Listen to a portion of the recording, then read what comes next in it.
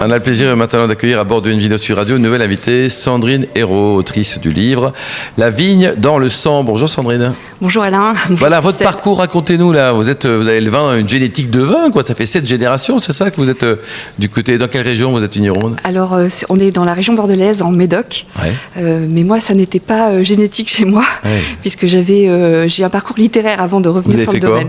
J'ai fait une fac de lettres, une licence lettres modernes. Vous avez été prof? Et j'étais prof de théâtre. Oh, c'est génial ça. Voilà, votre meilleur souvenir d'une pièce de théâtre qui vous a marqué? Alors j'en ai beaucoup mis en scène, donc c'était de mettre des vignerons en scène en fait.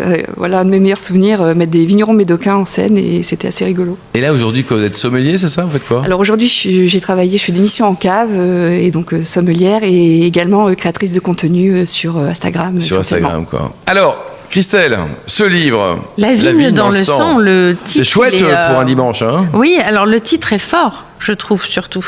La vigne dans le sang, parce qu'il y a le mot sang aussi. On se dit c'est un titre qui peut être joyeux, mais on sent qu'il y a quand même de la douleur aussi derrière tout ça. C'est exactement ça, sans vouloir trop en dévoiler. Ah bah si, il faut quand même en parler un peu, parce que sinon... Il est édité chez qui votre bouquin d'ailleurs? Il est chez BBD Éditions. Ouais. Voilà, qui est un petit éditeur parisien, mais qui est spécialisé sur la vigne et le vin. Ah, c'est sur la vigne et le vin, oui. Très bien. Alors, on va aller jusqu'au bout de la pub. Là. Et combien ça coûte, le bouquin? Il est à 23 €. 23 €, quoi. Alors, racontez-nous, là. C'est triste, on pleure, on sourit. Vous êtes Alors, qui, c'est vous? très gai au départ. Il y a toute mon enfance sur le domaine, avec la famille, évidemment, les arrière-grands-parents, les grands-parents. C'est un petit peu la petite maison dans la prairie, dans le Médoc, dans une ferme qui va devenir petit à petit un vignoble. Lorsque mon père reprend le domaine. Et puis ensuite, moi et ma sœur, nous allons revenir sur le domaine. Mais donc moi, ça va passer un petit peu par une période où je suis dans les lettres et le théâtre. Et un jour, mon père me met un peu un ultimatum en me disant, écoute, on s'installe avec ta sœur, c'est aujourd'hui ou jamais. Et sur un coup de tête, c'est une histoire vraie, hein? C'est une histoire vraie. Et sur un coup de tête, je dis, allez go, je viens. Donc ça a un peu surpris mes parents. À quel âge? J'avais 24 ans. Ça a un peu surpris mes parents. J'ai abandonné les lettres et le théâtre, et je me suis consacrée à 20 années passionnantes sur le domaine, en passant évidemment au départ par la vigne, l'élaboration du vin, que je ne connaissais peu ou pas, mais finalement, en effet, c'était dans mes gènes. Et on maîtrise, quand on est élevé dans une famille viticole, on maîtrise le jargon. On n'a pas le choix. Non, et puis on maîtrise le jargon, c'est inné. Je le mets dans le livre, on est vigneron, on ne s'improvise pas vigneron. Ah oui, on ne peut pas le devenir. Bon, on peut le devenir, j'imagine, mais je pense que nous, on a un passif familial. Un passif ou un actif? Parce que... ça commence par un passif. C'est une chance ou c'est une... C'est les deux. Je pense que c'est à la fois une chance et une fatalité, quelque part. En tout cas, c'est ce qu'on voit dans le livre, hein, d'ailleurs. Hein. Vous abordez les deux sujets. Moi, je trouve que ce qui est intéressant, c'est le sujet de la transmission.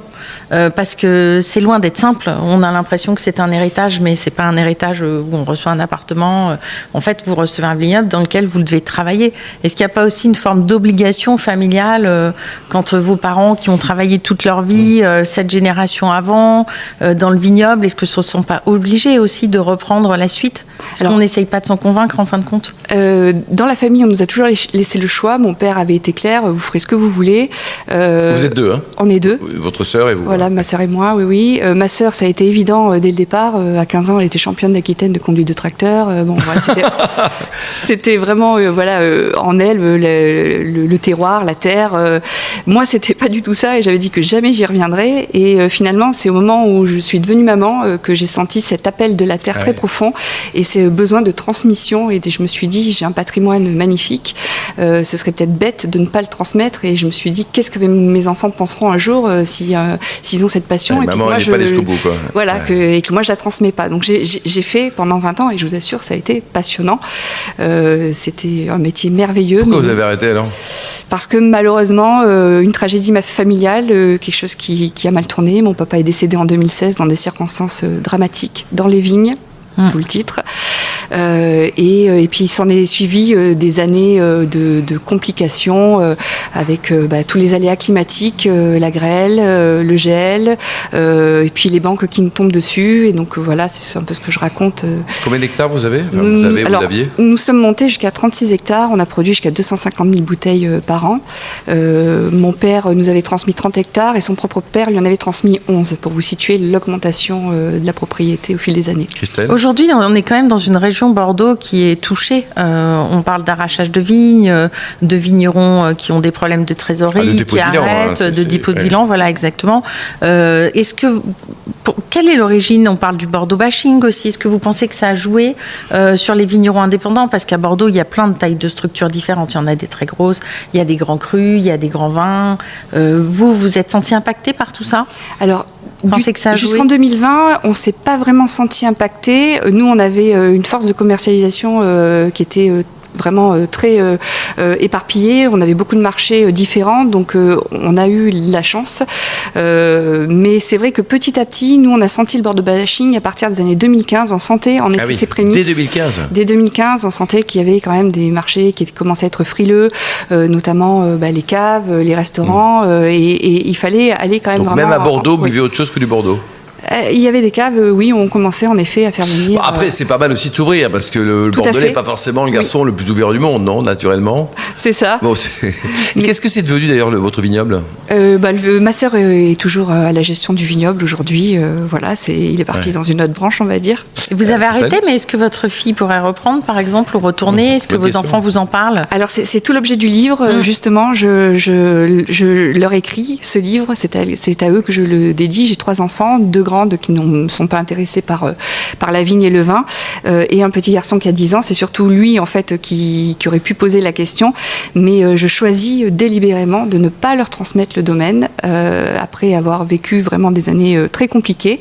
Et donc, c'est justifié dans le livre. Et votre sœur, elle-même, a des enfants? Elle a elle-même une fille qui n'est pas non plus intéressée par le domaine. Donc ça finira vendu, ou alors ça sera... Probablement.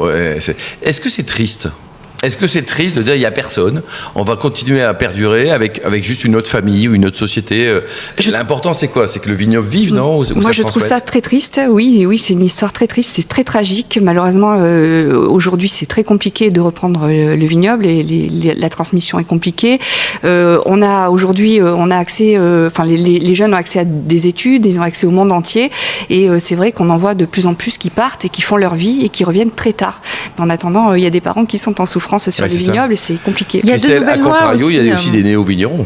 Oui, alors moi je trouve qu'on en voit de plus en plus, et c'est très intéressant, des personnes qui décident de changer du jour au lendemain de style de vie et qui deviennent vignerons. Après, c'est vrai que c'est un métier, moi je trouve que ce qui est intéressant dans ce livre, c'est que c'est un métier qui est difficile et il faut en être conscient. Voilà, ça n'est pas juste je vais à la campagne et je cultive c'est pas de la pelouse tranquille avec le chien là. C'est travailler 7 jours sur 7, c'est un métier qui est très physique aussi, qui peut être dur physiquement, on s'abîme, et la commercialisation, les intempéries, parce qu'en plus vous êtes dans une région où les intempéries ont beaucoup d'impact. Vous êtes en appellation Médoc? En appellation Médoc, oui. Ouais. Je trouve que c'est important que vous en parliez, et que quand on veut devenir vigneronne, il faut être passionné avant tout.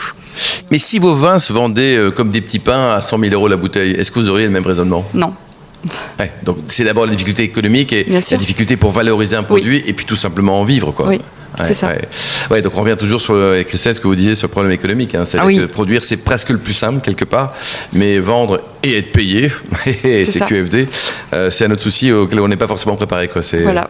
Bon, super bouquin. Vous nous rappelez, Christelle, le titre, l'éditeur et le prix, s'il vous plaît. De Sandrine Hérault, donc qui est édité par BBD. Et le prix, Sandrine? Il est à 23 €, il sera disponible dans toutes les librairies. 23 €, c'est génial comme cadeau, matin, midi et soir, notamment pour Noël, il faut en acheter des tonnes et des tonnes. Merci beaucoup Sandrine, Christelle Taré, ainsi qu'à Emmanuel de Lanversin et aux millions d'amateurs de vin qui nous écoutent chaque week-end.